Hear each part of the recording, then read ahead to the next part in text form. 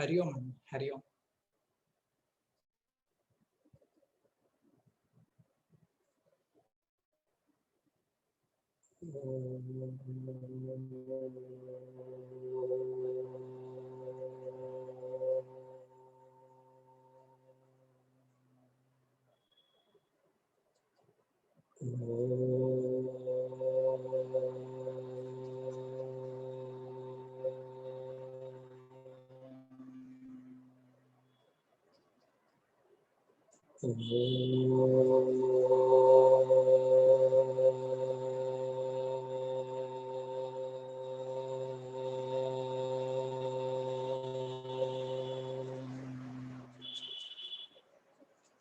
ओम भुनक्तु सह वीर्यं करवावहै तेजस्विनावधीतमस्तु मा विद्विषावहै। ओम शांति शांति शांति। ओम वसुदेवसुतं देवं कंसचानूरमर्दनं देवकी परमानन्दं कृष्णं वन्दे जगद्गुरुं। समस्तजनकल्याणे निरतं करुणामयं नमामि चिन्मयं देवं सद्गुरुं ब्रह्मविद्वरं सद्गुरुं ब्रह्मविद्वरम्। हरि ओम।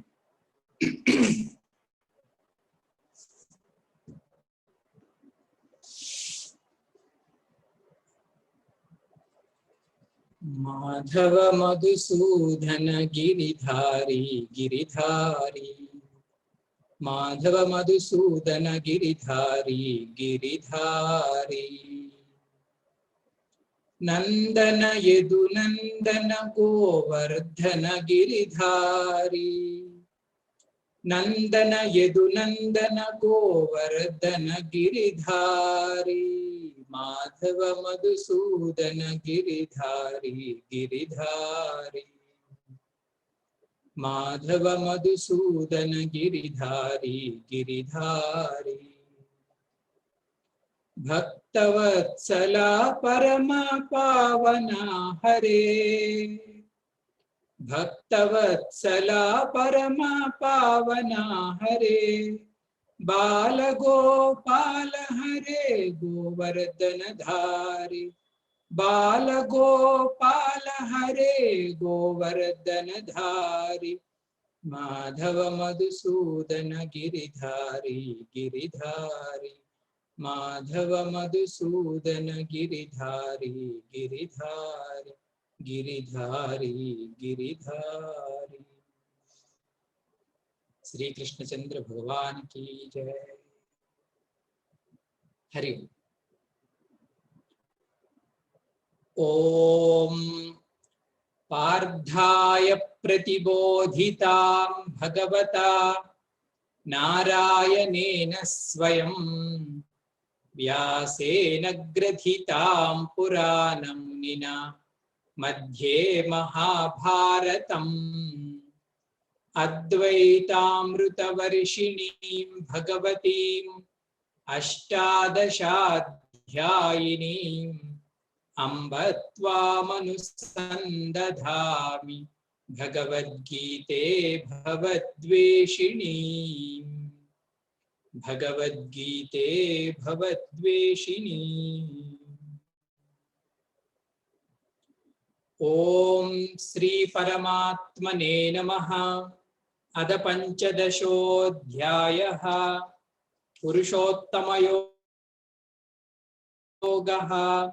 श्री भगवानुवाच ऊर्ध्वमूलमधः शाखम् अश्वत्थं प्राहुरव्ययम् छन्दांसि यस्य पर्णानि यस्तं वेद स वेदवित्। अधश्चोर्ध्वं प्रसृतास्तस्य शाखाः गुणप्रवृद्धा विषयप्रवालाः। अधश्च मूलान्यनुसन्ततानि कर्मानुबन्धीनि मनुष्यलोके। न रूपमस्येह तथोपलभ्यते नान्तो न चादिर्न च सम्प्रतिष्ठा।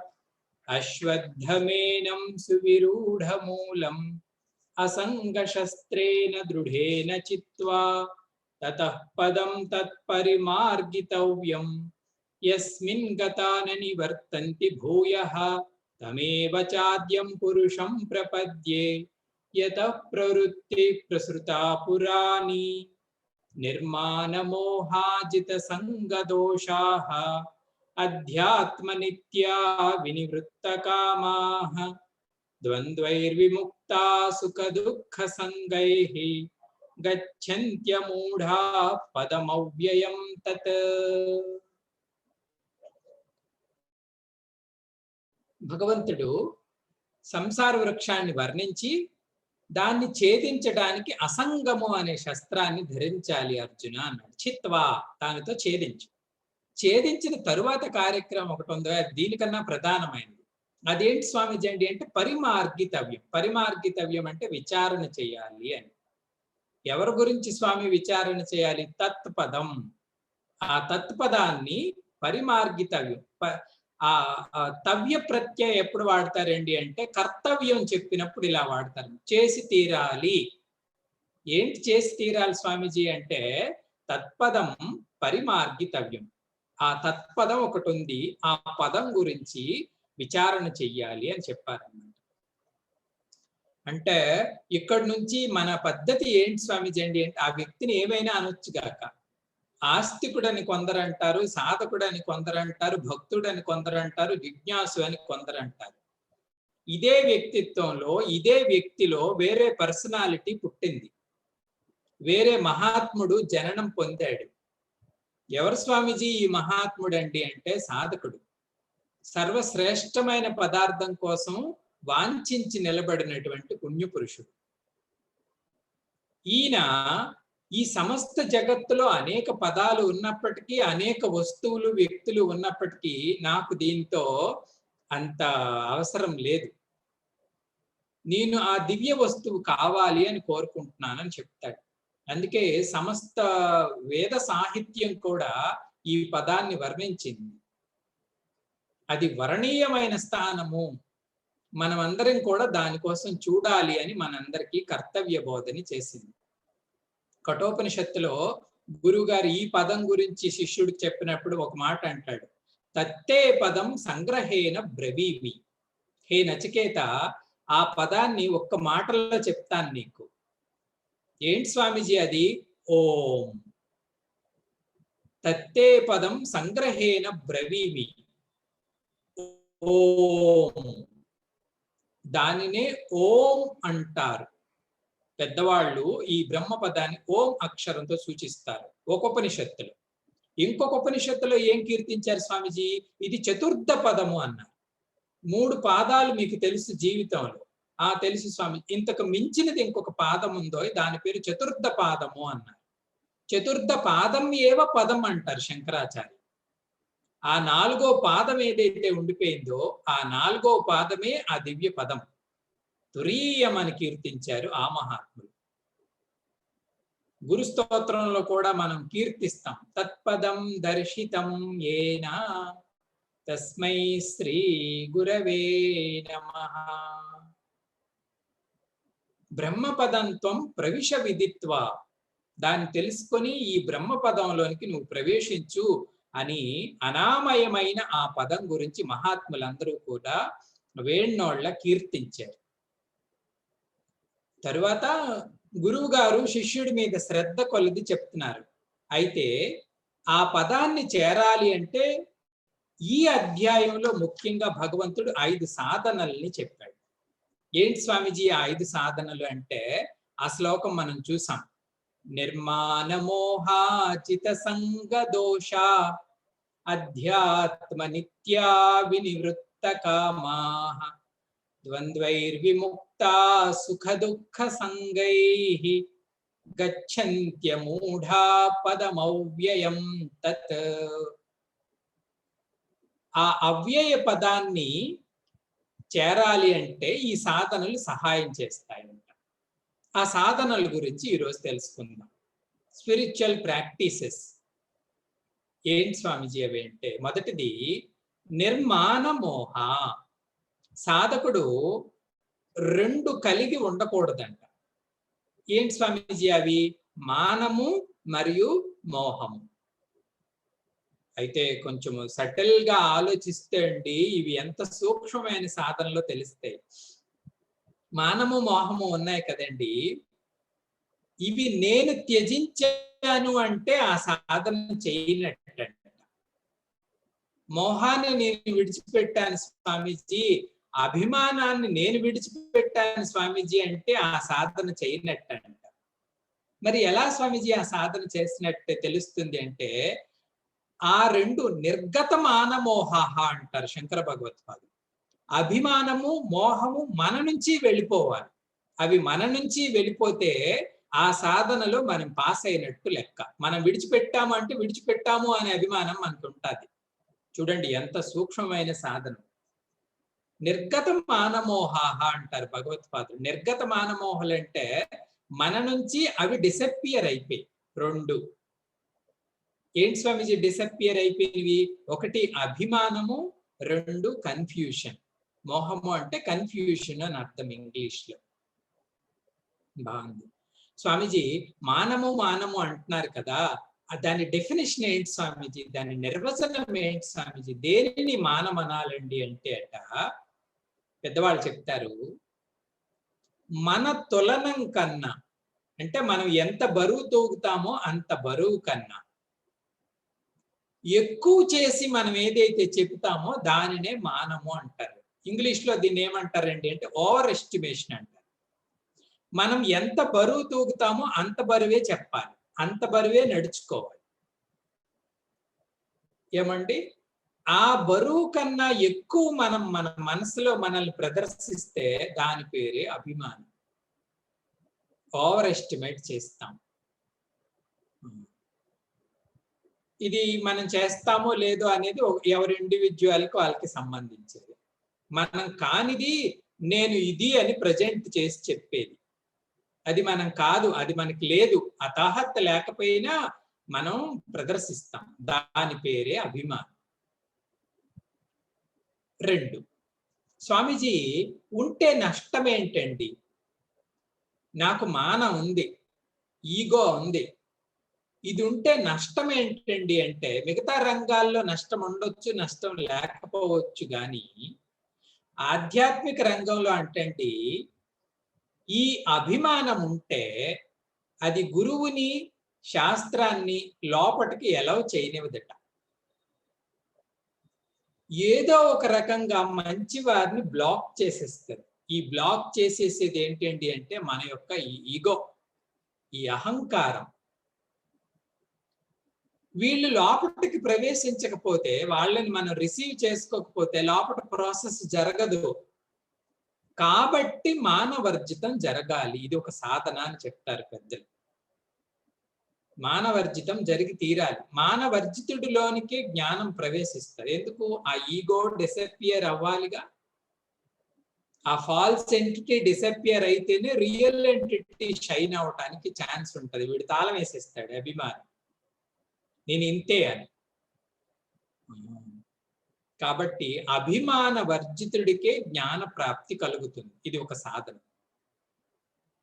తులసి రామాయణంలో చెప్తారండి, పరమశివుడు శ్రీరామ భక్తుడు, ఇది మనకి తెలిసిందే.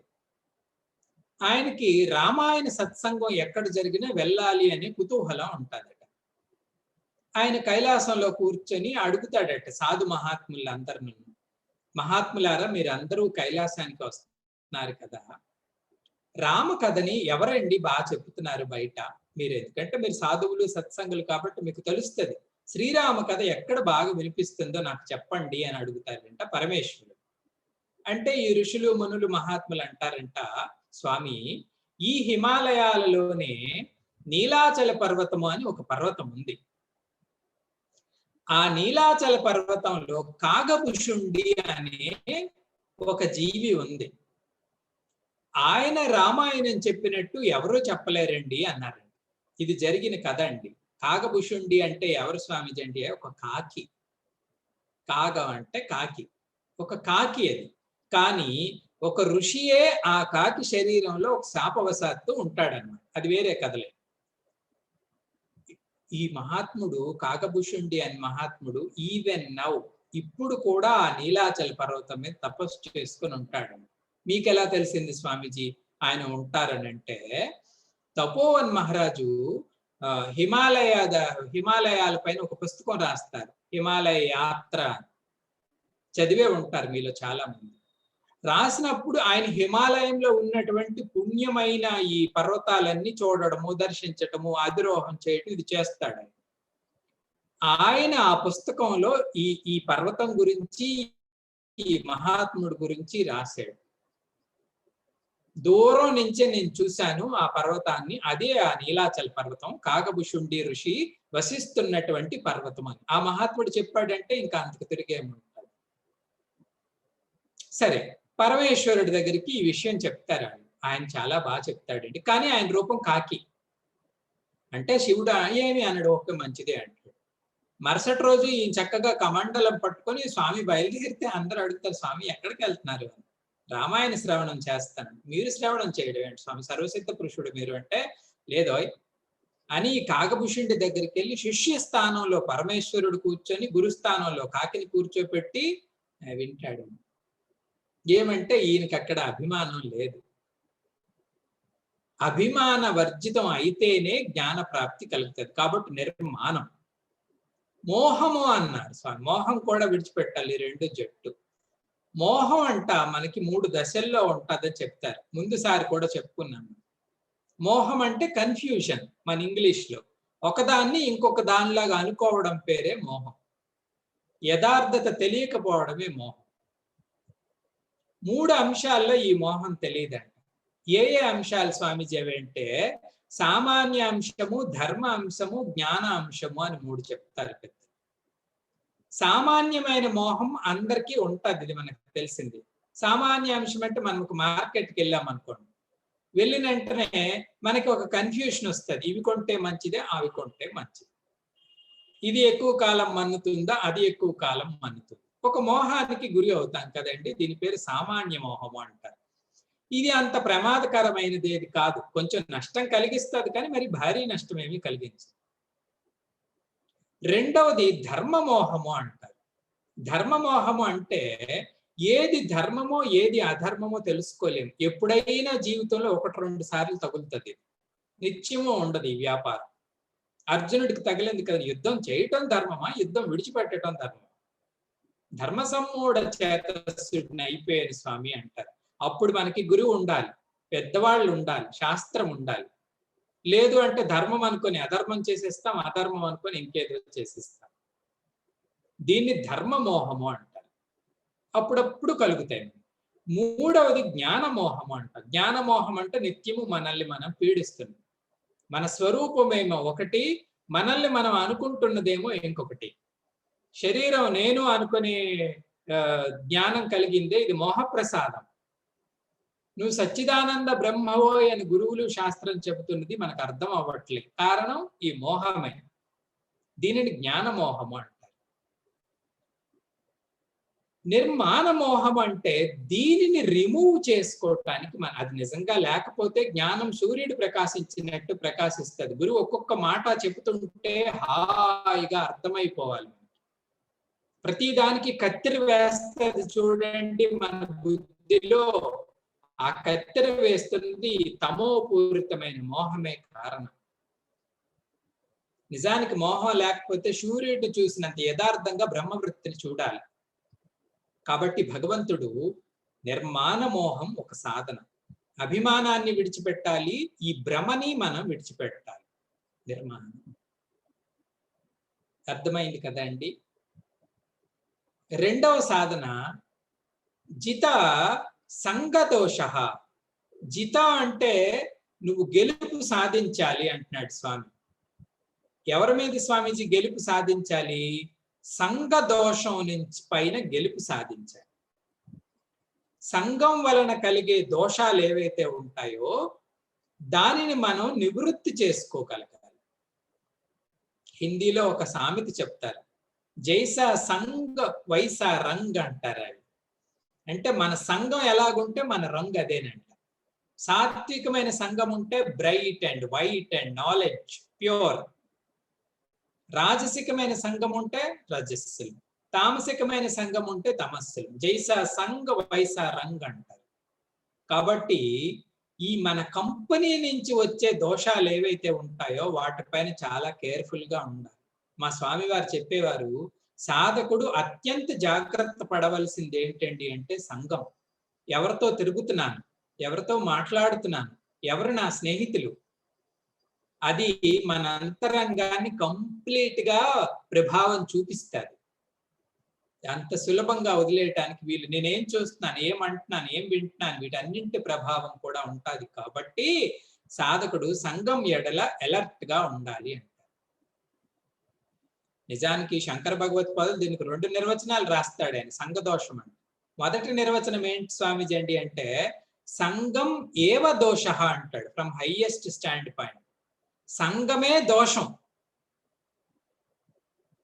మనస్సులో దేన్నైనా అది సంఘాన్ని కోరుతుంది అంటే అది దోషమే అంటాడు ఆయన. నిస్సంగిగా ఉండాలి. ఎందుకు? నీ స్వరూపమే అసంగం. మనస్సు సంఘాన్ని కోరుతుంది అంటే సంఘం ఏవ దోష. దాని వలన ఏమొస్తాయి స్వామీజీ అండి అంటే, సదసద్యోని జన్మసు అంటాడు ఆయన. కొన్ని సత్ జన్మలు, కొన్ని అసత్ జన్మలు, వీటన్నింటినీ పుట్టిస్తుంది సంఘమే. కాబట్టి సంఘమే దోషం. అన్ని విధాల విడిచిపెట్టాల్సింది అంటాడు. ఏకాంతిగా ఉండబోయ్, నువ్వు బ్రహ్మ పరుగులు పెట్టుకో. సంఘం ఏవ దోషాగ్యం, ఉత్కృష్టమైన స్థితి. ఎప్పుడు కూడా బ్రహ్మ వృత్తిలో, బ్రహ్మ సంఘంలోనే నేను ఉంటాను తప్పించి వస్తు విషయం. రెండో డెఫినేషన్ ఏం చెప్తాడంటే స్వామి, సంఘాత్ జాయతే దోష. సంఘం దోషం కాదు, కానీ ఆ సంఘం తాలూకా ఇంప్రెషన్లు దోషాన్ని పుట్టిస్తాయి అంటాడు. ఇది రెండో నిర్వచనం. సంఘాత్ జాయతే దోష, దోషాలు పుడతాయి సంఘం వలన. అందుకే నారదుడు కూడా చెప్తాడు ఏంటండి అంటే, దుస్సంగ సర్వదా ఏవ త్యజ్య. దుస్సంగాన్ని నిత్యము విడిచిపెట్టి ఉండాలట. అది ఒక సాధన అంటాడు. సంఘ సాధనకి సంబంధించి ఒక పెద్ద పెద్ద శాస్త్రాలే ఉన్నాయి. సత్సంగం కానీ ఉంటే జీవన్ముక్తి వరకు అని భగవత్పాదులు రాస్తారు కదండి భజగోవిందంలో. సత్సంగత్వే నిస్సంగత్వం, నిస్సంగత్వే నిర్మోహత్వం, నిర్మోహత్వే నిశ్చలతత్వం, నిశ్చలతత్వే జీవన్ముక్తి. దుస్సంగ సర్వదా పరిత్యజ్య. దుస్సంగాన్ని మాత్రం అన్ని కాలాల్లోనూ త్యజించటానికి సిద్ధంగా ఉండాలి. కాబట్టి భగవంతుడు అదొక సాధనగా చెప్తున్నాడు, జితసంగ దోషాః. స్వామీజీ, ఇంత పెద్ద పెద్ద సాధనలు మేము చేయలేము స్వామీజీ. ఏదైనా సింపుల్ టిప్, సింపుల్ ప్రాక్టికల్ గా చేసేది ఏమైనా చెప్పగలరా? సంఘ దోషాన్ని జయించాలి అండి అంటే ఒకటి ఉందట. అదేంటి స్వామీజీ అంటే, maintain your purity in all associations. మన చుట్టూ తెల్లారి నుంచి సాయంత్రం వరకు అనేక రకాలైన జనాలు, వస్తువులు ఇవన్నీ కలుగుతున్నప్పటికీ కూడా మన ప్యూరిటీ ఎప్పుడు డ్యామేజ్ అవ్వకుండా చూసుకోగలిగితే మనం సంఘ దోషం నుంచి బయటపడినట్టు. మన ప్యూరిటీ డ్యామేజ్ అవ్వకూడదు. ఇది మనకు తెలిసిపోతుంది కదండి. కొన్నిసార్లు మాట్లాడినప్పుడు కానీ, కొన్ని చూసినప్పుడు కానీ మన అంతరంగం చెప్తుంది, ఏదో కంపు వస్తుంది, జాగ్రత్త. మన ప్యూరిటీ కొంచెం ఆసిలేట్ అవుతుంది అని తెలుస్తుంది. అప్పుడు మనం అలర్ట్ గా. అవి కామ, క్రోధ, లోభ, మోహ, మదమాత్సర్యాలలో ఏదైనా ఎంటర్ అయింది అంటే ఆ దుర్వాసన వస్తుంది. ఇది ఒకటే తూనిక, తక్కెడ.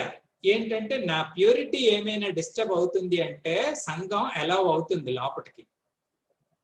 ప్యూరిటీ ఎప్పుడు కూడా పావనంగానే నా అంతరంగం ఉండాలి. దీనికి హెల్ప్ చేసేది ఎవరు స్వామి? భగవన్ నామం. ఏ భగవంతుడినైతే ఆశ్రయించామో, ఏ సద్గురువునైతే ఆశ్రయించామో, ఆ నామ స్మరణ నిత్యము లోపట జరుగుతూ ఉంటే దట్ విల్ బి హెల్ప్ఫుల్. అంత అత్యంత ఉత్కృష్టమైన సాధన అండి నామకీర్తన, నామజపం. భగవన్ నామం అంతరంగంలో ఉన్న నాళ్ళు ఈ అరిషడ్ వర్గాలు మనల్ని చేరవు. ఒకవేళ ఎప్పుడైనా కొంచెం చేరినా ఈయన బలంతో మనం కొంత ఉపశమనాన్ని పొందగలం. కంప్లీట్ గా మనం జితేంద్రియులు కాకపోయినా ఉపశమనం కల్పిస్తాడు భగవన్ నామం యొక్క సహాయం ఉన్నన్నాడు. కాబట్టి నామజప సాధన చేస్తూ మనం అది హెల్ప్ చేస్తుంది అంతరంగాన్ని పావనంగా ఉంచుతారు. ఏ భగవంతుడిని నమ్ముకుంటే ఆ భగవంతుడి యొక్క నామస్మరణ. అర్జున, ఇది రెండవ సాధన, జితసంగ దోషం. మూడవది అధ్యాత్మ నిత్యత్వం. ఇది ఒక సాధన చెప్తారు పెద్దవాళ్ళు. నిత్యము కూడా ఆధ్యాత్మిక చింతనని కలిగి ఉండాలి. కొంతమంది మహాత్ములు అలా కలిగి ఉంటారండి. మన సత్సంగంలో కూడా ఉంటారు, నాకు తెలుస్తుంది. నిత్యము కూడా ఆ ఆధ్యాత్మిక వృత్తిని నిలబెట్టుకోగలగాలి. పరమాత్మ ఆలోచన నిత్యత్వం. నిర్వచనం ఏంటి స్వామిజీ అండి అంటే, పరమాత్మ ఆలోచన నిత్యత్వం. నిత్యము కూడా ఆ పరమాత్మ యొక్క ఆలోచనని మనలో మనం ఎంకరేజ్ చేయగలగడాన్ని ఆధ్యాత్మ నిత్యత్వము అంటారు. ఈయన్ని తత్వజ్ఞానార్థ దర్శి అంటాడు భగవంతుడు. మనమందరం వేరు వేరు దర్శనాలు చేస్తాం, కానీ ఈయనంట ఈ తత్వం ఏంటి, ఈ తత్వ జ్ఞానం ఏంటి, ఈ తత్వజ్ఞానం దేనిని సూచిస్తుందో దాని వైపే ఆలోచనని అట్టాగా నడిపిస్తాడట. తత్వజ్ఞానార్థ దర్శి, పుణ్యపురుషుడు, అధ్యాత్మ నిత్యత్వం. మిగతాకి అన్ని సాధనలకి బలం చేకూర్చేది, అన్ని పుణ్య సాధనల్ని సేకరించి పెట్టేది కేవలం ఈ పరమాత్మ ఆలోచనే. ఇది ఉంది అంటే మెల్లగా స్పిరిచువల్ ప్రోగ్రెస్ హాయిగా జరుగుతుంది. అధ్యాత్మ నిత్యత్వం. నాలుగవ సాధన అర్జున, వినివృత్త కామాహ. వినివృత్త కామాహ అంటే విశేషత కంప్లీట్ గా స్వార్థపూరితమైన కోరికల నుంచి బయటపడాలి. కష్టము అనకూడదు. భక్తుడుగా, సాధకుడుగా, జిజ్ఞాసుగా మనం ఉన్నప్పుడు మన స్వార్థరహితులుగా ఉండాలండి. ఎందుకంటే ఇక్కడ ప్రధానమైన యుద్ధం మన స్మాల్ ఐకి బిగ్ ఐకి. మనకి స్మాల్ ఐ తాలూకా ఫ్రెండే స్వార్థం కదా. ఆయన కోరేవే ఇవి కామనలు. ఈయన్ని జయించాలండి అంటే ఇంకా ఆయన పిల్లలందరినీ విడిచిపెట్టాలి మనం. అదే స్వార్థపూరితమైన కోరికలు. నిష్కామత్వాన్ని పొందగలం.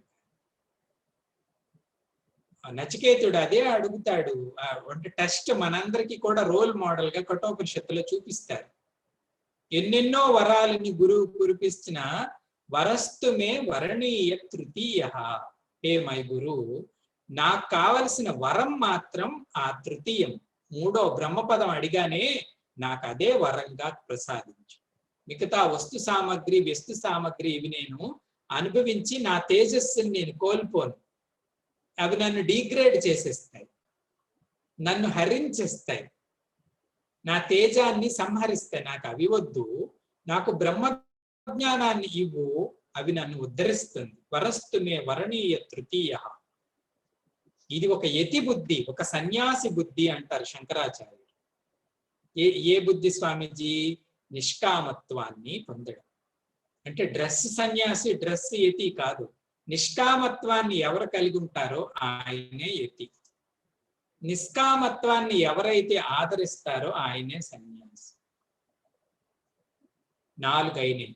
5వది అర్జున, ద్వంద్వైర్ విముక్త. ద్వంద్వాల నుంచి నువ్వు ముక్తుడివి కావాలి. ఏం స్వామీజీ అంటే సమస్త జగత్తు ద్వంద్వమయమే.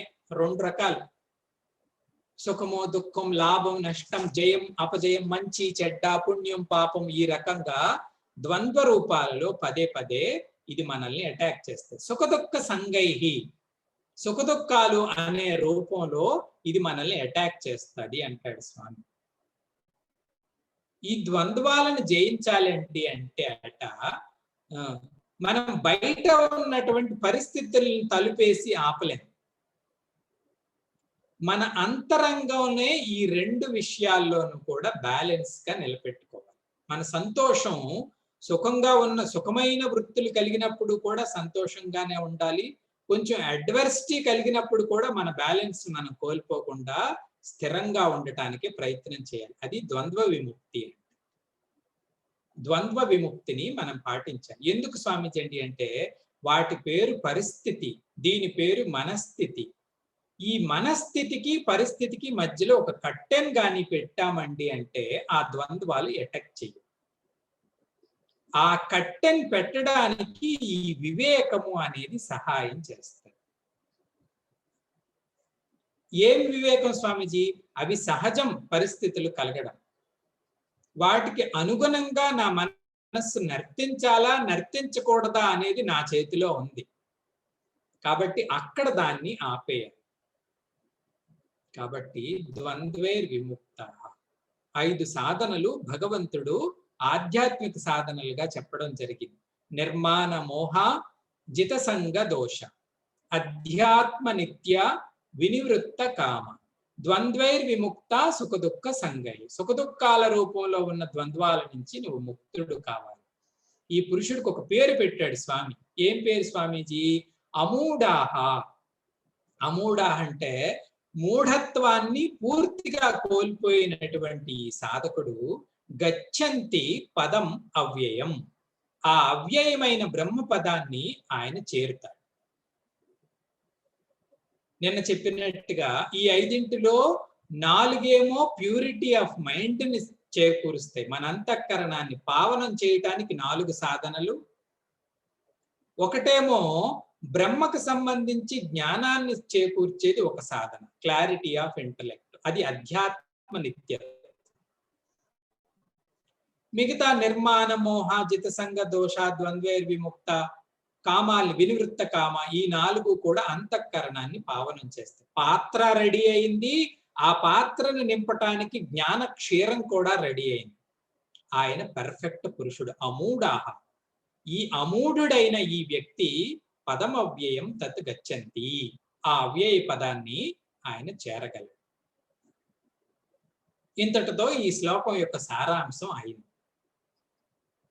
ఇప్పుడు స్వామీజీ 100% ఈ విలువలు అందరికీ ఉండడం సాధ్యం కాదు. సాధక దశలో 100% ఇవన్నీ పాటించటం సాధక దశలో ఉండవు. కానీ 70% ఉండాలట. 70% ఆధ్యాత్మిక వాసన, 30% ప్రాపంచికమైన వాసన ఉంటే మనం ఆధ్యాత్మిక వైపు వెళ్ళటానికి ఛాన్సెస్ ఉంటాయట. లేదు స్వామీజీ 50% ప్రాపంచికమైన వాసనలు ఉన్నాయి, 50% ఆధ్యాత్మికమైన వాసనలు ఉన్నాయంటే దీనికే ఎక్కువ ఛాన్స్ ఉంటుంది. ప్రపంచం వైపే జీవుడు ఓటేయటానికి ఎక్కువ ఛాన్సులు ఉంటుంది. కాబట్టి మనం ఒక దృఢమైన సంకల్పానికి రావాలి. అదేంటి స్వామీజీ అంటే సాధనా బలాన్ని నేను పెంచి తీరుతాను. సాధనా బలాన్ని పెంచుకోనిదే మనకి ఈ జ్ఞాన నిష్ట కలగదు. నిజానికి అది లేకపోతే మహాత్ములందరూ ఈ సాధనల్ని ఎందుకు ప్రిస్క్రైబ్ చేయాలి? మనకి ఈ వర్ణాశ్రమ పద్ధతుల్ని ఎందుకు ప్రవేశపెట్టాలి? ఆ బలం కలిగితేనే, ఆ విధంగా దారుఢ్యాన్ని కలిగితేనే మనం ఈ విజయాన్ని సాధించగలం. కాబట్టి సాధనా బలాన్ని తక్కువ అంచనా వేయటానికి లేదు. మిగతావన్నీ పక్కన పెట్టాల్సింది. ఎన్నో అనవసరమైనవి ప్రతిరోజు మనం ఎంటర్టైన్ చేస్తాం. అవి భగవంతుడికి కానీ, ఆధ్యాత్మికతకి కానీ, నా వ్యక్తిగత సాధనకి కానీ కించిత్ మాత్రమూ సంబంధం లేదు. అలాంటప్పుడు వాటి గురించి ఆలోచించవలసిన అవసరం ఏముంది? దానికి అనుగుణంగా మన అంతఃకరణని దాని చేతిలో పెట్టి కలుషితం చేయవలసిన అవసరం ఏముంది? ఈ పుణ్యగంగా నదిని మనం ఎందుకు పాడు చేయాలి? శాస్త్రం చెప్తుంది, అరే అబ్బాయి, నీ మనస్సు బుద్ధి సత్వగుణం వలన సంజాయతే, సత్వం వలన పుట్టాయి మనోబుద్ధులు. నిజంగా ఇప్పుడు నువ్వు సాత్విక రూపంలో చూడగలుగుతున్నావా?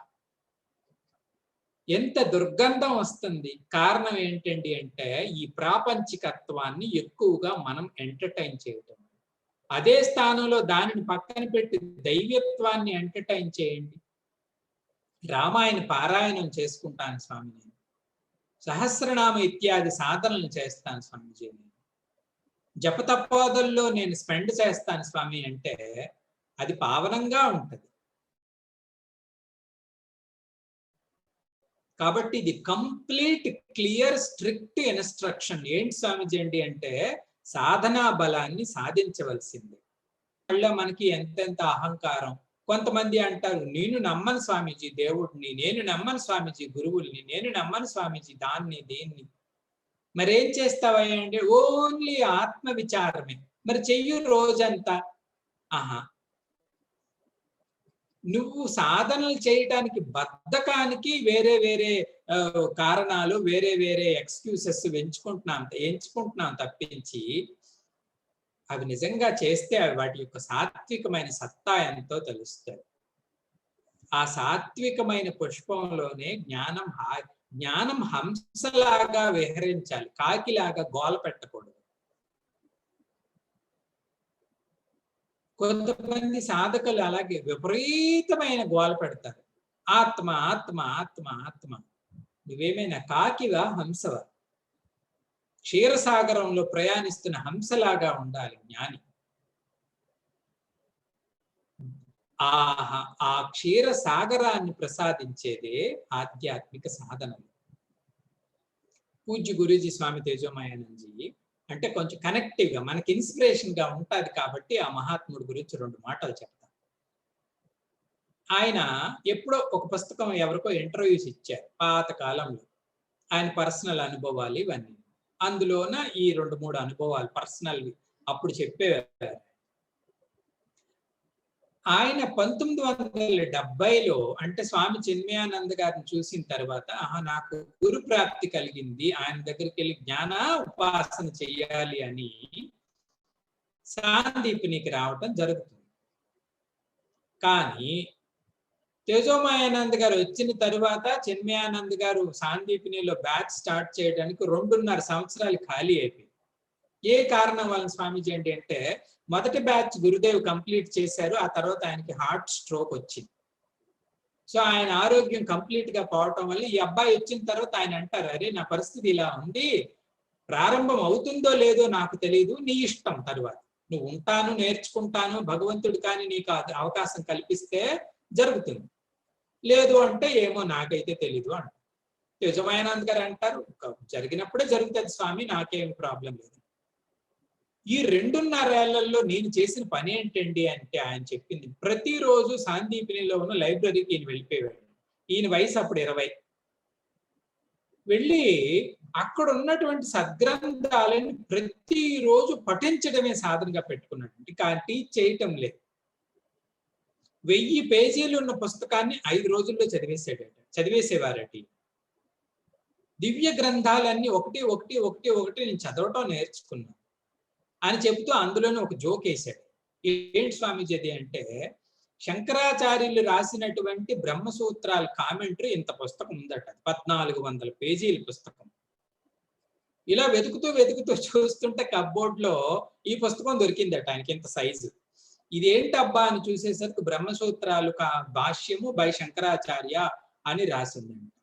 ఒక్కొక్క పేజీ తీసి చదువుతున్నాడంట. నిజానికి ఆ రోజు నాకు ఆ 1400 పేజీల్లో ఒక్క పేజీలో కూడా ఏముందో తెలియదు, నాకైతే అర్థం కాలే. కానీ నేను ఒక వృత్తి పెట్టుకున్నాను లోపల. ఏంటదండి అంటే 13 సంవత్సరాలకే శంకరాచార్య ఇంత భాష్యాన్ని రాస్తే 20 సంవత్సరాలు వచ్చిన బాలకుడిని నేను, అర్థం అవ్వకపోతే పోయింది, కనీసం చదువుతాను అనే తపస్సు పెట్టుకున్నాను. సాధన అంటే చెప్తున్నానండి.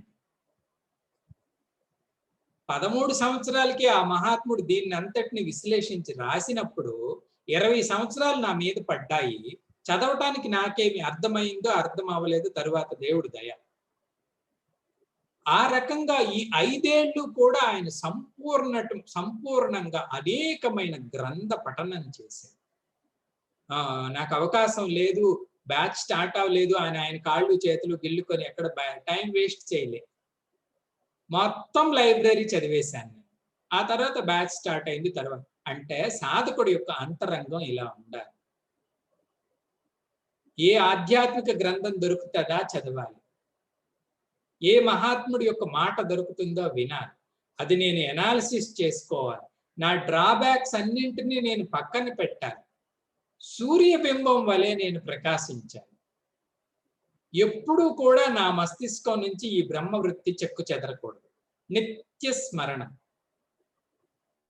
నా వాగీంద్రియం ఎప్పుడూ కూడా భగవన్ నామాన్ని జపిస్తూ ఉండాలి. కాబట్టి సాధనలకి అంత ప్రాముఖ్యతని ఇచ్చారు. సాధనా బలాన్ని సంపాదించాలి అర్జున అని చెప్పిన తరువాత స్వామి తరువాత శ్లోకంలో ఆ బ్రహ్మ పదాన్ని ఇంకొక యాంగిల్లో విశ్లేషించి చెప్తారు. దాన్ని ఇంకో రకంగా చూడొచ్చు అర్జున అని. ఆ బ్రహ్మ పదాన్ని ఏ రకంగా చూడొచ్చు స్వామీజీ అంటే అది శ్లోక నెంబరు 6. నతద్భాసయతే సూర్యః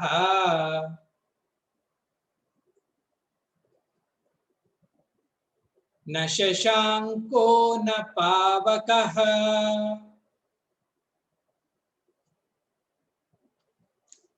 యద్గత్వా న నివర్తంతే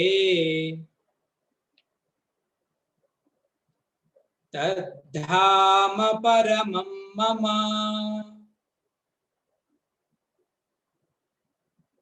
న తద్భాసయతే సూర్యః న శశాంకో న పావకః యద్గత్వా న నివర్తంతే తద్ధామ పరమం మమ.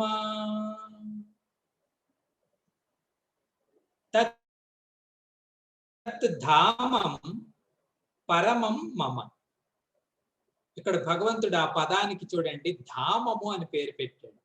ఒక క్విజ్ పెట్టామనుకోండి. 15వ అధ్యాయంలో బ్రహ్మని ఏ ఏ పదాలతో శ్రీకృష్ణ పరమాత్మ సంబోధించాడు. ఒక దగ్గర పదం అన్నాడు, ఇంకొక దగ్గర పురుషుడు అన్నాడు, ఈ శ్లోకంలో ధామము అన్నాడు.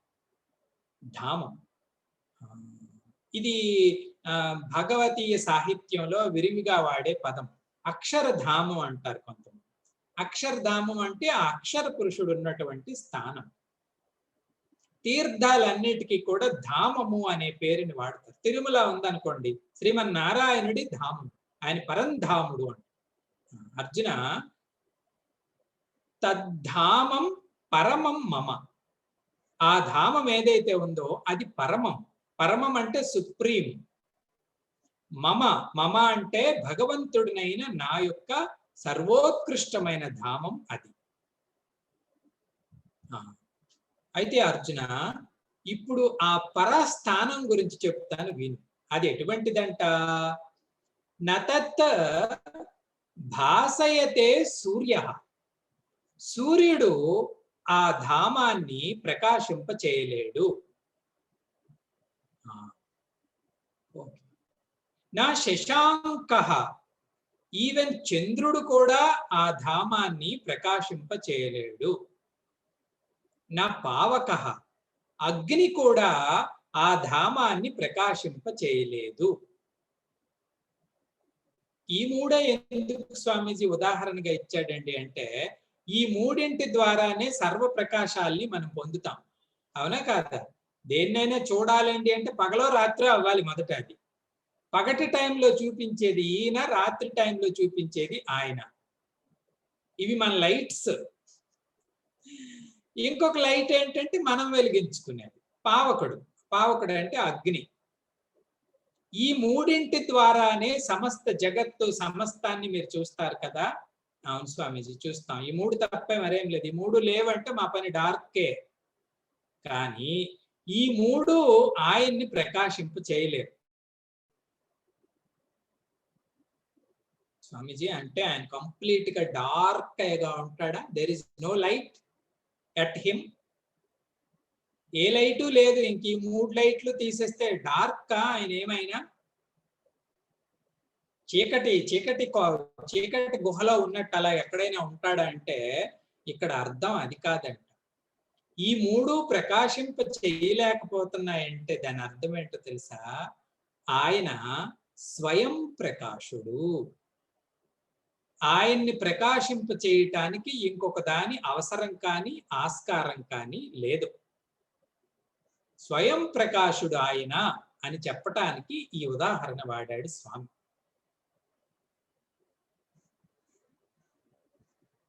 అంతేకాదు అర్జున, ఇప్పుడు నువ్వు అంటున్నావే ఇవన్నీ ప్రకాశాలు స్వామీజీ, సూర్యచంద్ర అగ్ని ఇత్యాదులన్నీ, వీటన్నిటికీ ప్రకాశత్వాన్ని ప్రసాదించింది కూడా ఆయనే. ఆయన దయ వల్లనే ఇవి ప్రకాశిస్తున్నాయి. ఇవి ఆయన్ని ప్రకాశింప చేయలేవు.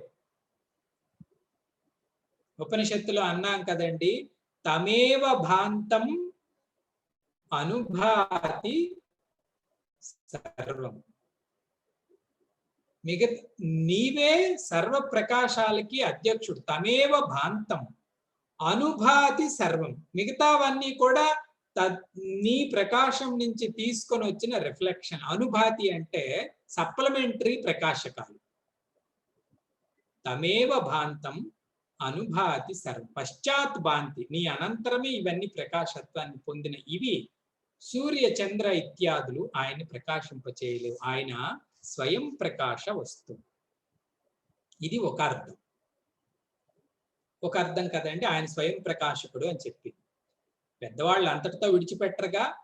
ఈ 3 ఉదాహరణలే ఎందుకు చెప్పాల్సి వచ్చిందండి అంటే, సూర్యుడు, చంద్రుడు, అగ్ని అంటే, సూర్యుడు మన నేత్రానికి అధిష్టాన దేవత. ఇది మనకి తెలిసిందే. తత్వబోధ ఇత్యాది శాస్త్రాల్లో మనం చదివాము. నేత్రం ఈరోజు సమస్త జగత్తుని చూడగలుగుతుంది అండి అంటే, ఆ కంటిలో ఉన్నటువంటి అధిష్టాన దేవుడు సూర్యుడు అని చెప్తారు. అలాగే అగ్ని వాచో దేవత వన్నిహి అంటారు. ఈరోజు మనం మాట్లాడుతున్నామంటే, ఈ మాట్లాడటానికి కారణం ఏంటండి అంటే, ఈ వాగీంద్రియానికి అధిష్టాన దేవత అగ్ని. అగ్ని దేవత ఎక్కడుంటుంది స్వామీజీ అండి అంటే, మన వాక్కులో ఉంటుంది. 2. 3, చంద్రుడు ఎవరు స్వామీజీ అండి అంటే, మనసో దేవత చంద్రమ. పురుష సూక్తంలో ఇత్యాదిలో మనం చదివాం. మన అంతరంగం, అంతఃకరణ ఏదైతే ఉందో, ఈ అంతఃకరణ అంతటికి అధిష్టాన దేవుడు చంద్రుడు కదా. ఇప్పుడు ఆలోచించండి, సూర్యుడు నేత్రానికి అధిష్టాన దేవత అంటే, ఇది సమస్త జ్ఞానేంద్రియాలన్నిటికీ రిప్రజెంట్ చేశాడు. అంటే మీ జ్ఞానేంద్రియాల ద్వారా ఆయనని ప్రకాశింప చెయ్యలేరు. జ్ఞానేంద్రియాల ద్వారా చేయలేరు. పోనీ కర్మేంద్రియాల ద్వారా చేయగలిగా స్వామి? చేయలేము. ఈ వాక్కుందే, ఇది కర్మేంద్రియాలన్నిటికీ అధిష్టాన దేవత. కర్మేంద్రియాల ద్వారా కూడా బ్రహ్మని మనం తెలుసుకోలేము. ఇంకా మిగిలిపోయింది ఏది స్వామి? మన అంతఃకరణ. పోనీ మనోబుద్ధుల ద్వారా ఏమైనా బ్రహ్మను తెలుసుకోగలమా స్వామి అంటే, మనోబుద్ధులు కూడా బ్రహ్మను తెలుసుకోలేవు. యతో వాచా నివర్తంతే అప్రాప్య మనసా సహా. మనస్సు ఫెయిల్ అయిపోయిందంట బ్రహ్మని కనుక్కునే అన్వేషణ. ఏం స్వామి? ఎన్ మనుషా మనతే ఏన మను అను. దేని ద్వారా అయితే ఈ మనస్సు పనిచేస్తుందో అటువంటి మనస్సు తన యొక్క మూల కేంద్రాన్ని కనుక్కోవటంలో ఫెయిల్ అయిపోయింది. కాబట్టి నతద్భాసయతే సూర్య నా శశాంక నా పావక అని భగవంతుడు చెప్పాడండి అంటే, జ్ఞానేంద్రియ కర్మేంద్రియ అంతఃకరణల ద్వారా బ్రహ్మని, ఆ తత్పదాన్ని తెలుసుకోలేరు. ఆ ధామాన్ని మీరు తెలుసుకోలేరు అని చెప్తున్నాడు స్వామి. అది కంప్లీట్ గా మనం అనుభవిస్తున్నటువంటి అనుభవాలన్నిటికీ భిన్నమైనది. అందుకే పెద్దవాళ్ళు చెప్తారు ఏంటండి అంటే, బ్రహ్మని భగవంతుడిని మిగతా వస్తువుల్లాగా బుద్ధిలో ఒక మూల, ఒక బాక్స్ లో కూర్చోపెట్టకూడదు. It is not an object among other objects. మిగతా అన్ని విషయాల్లాగా, మిగతా అన్ని వస్తువుల్లాగా ఇది కూడా ఒక వస్తువే అనుకోకూడదు. మరి ఇదేంటి స్వామీజీ?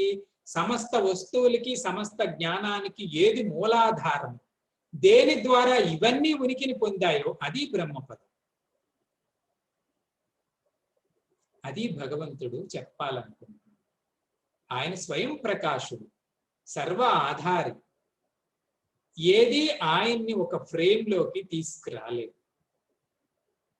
ఇంకా పెద్దవాళ్ళు ఏమంటారు తెలుసా అండి సంస్కృత భాషలో? ఆధ్యాత్మిక, ఆది భౌతిక, ఆది దైవిక సత్తా ఏదైతే ఉంటుందో తత్ ఊర్ధం ఇది.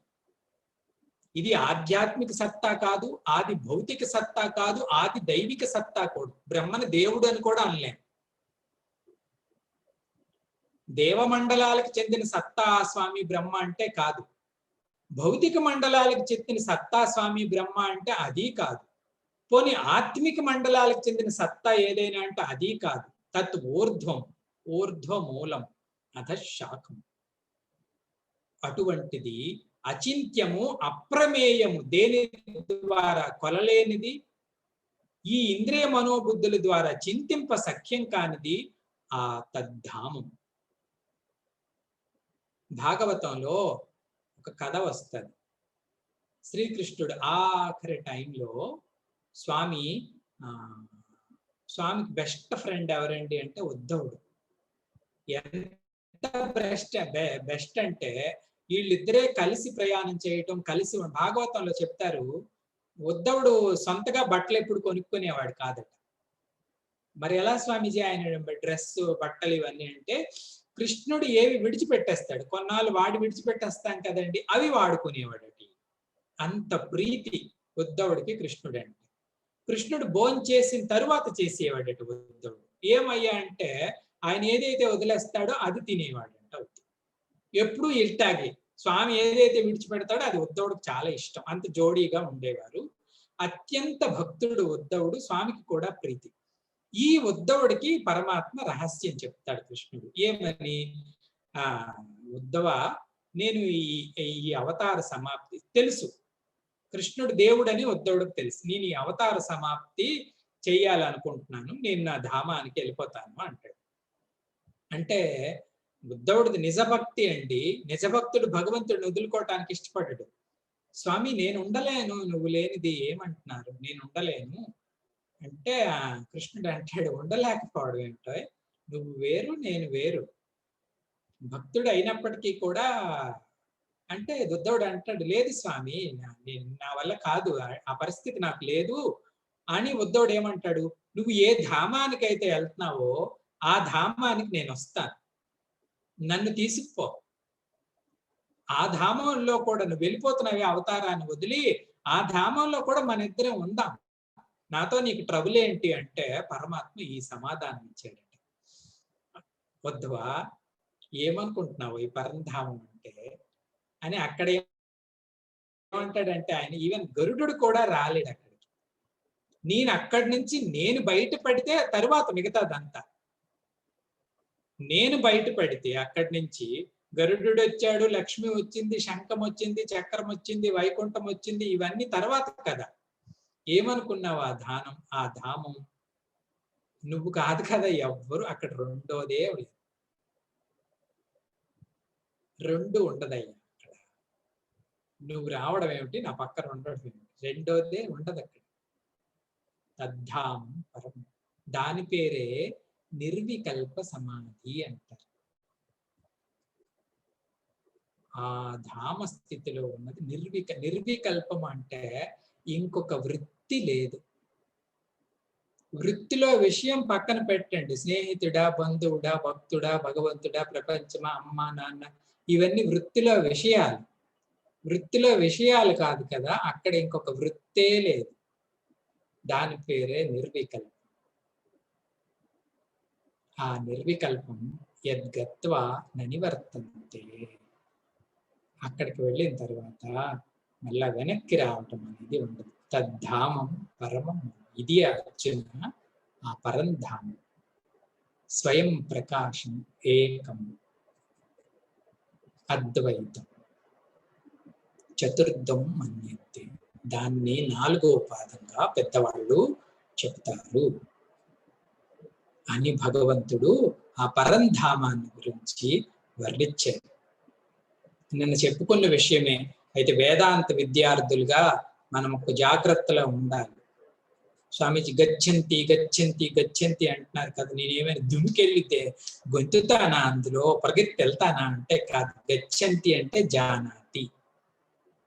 జానాతి అంటే బుద్ధి తెలుసుకోవటమే.